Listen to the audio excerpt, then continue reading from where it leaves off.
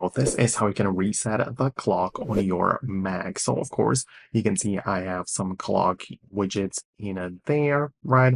I also have the time showing up in the top right corner. But if I want to reset those things, what I have to do is to go to the system settings, which you're going to find like this. And what you need to do is to be in the general section, and from the options, find a date and a time. And if it's set incorrectly, it's very likely that you don't have the automatic option enabled. Most likely it is looking like this, that you have it turned off, and it might be set to something completely random, right? So right now you have the ability to change it to something else, and it is set completely off.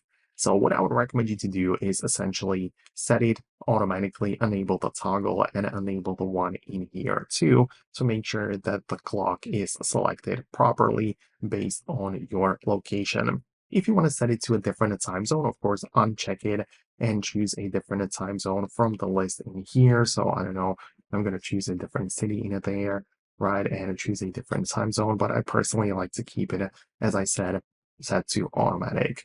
You can also go to the general section in here again and click on the transfer or reset at the bottom.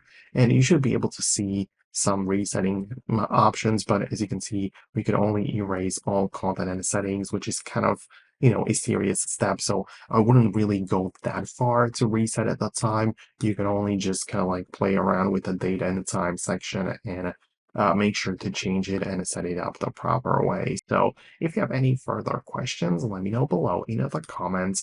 I'm going to wrap up the video right now. Obviously, the widgets can be easily removed, reorganized, and added. So you can always just add a new clock widget like this and make sure it appears on your home screen. But yeah, that's going to be about it. Let me know if you have some additional questions about it. Subscribe for more, and I'll see you later.